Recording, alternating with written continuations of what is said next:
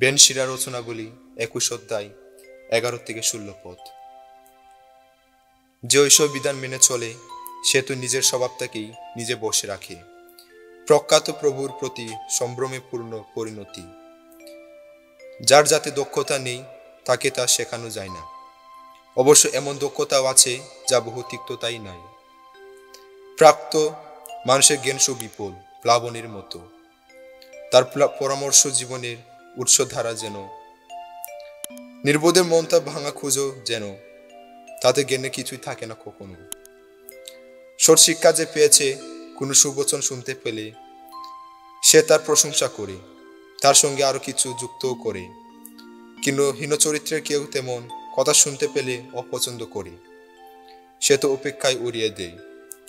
নির্বোধের কথাবার্তা যেন কারো যাত্রাপথে বাড়ি বোঝার মতো, কিন্তু যার বোধ বুদ্ধি আছে তার কথা শুনলে তো আনন্দই হয়।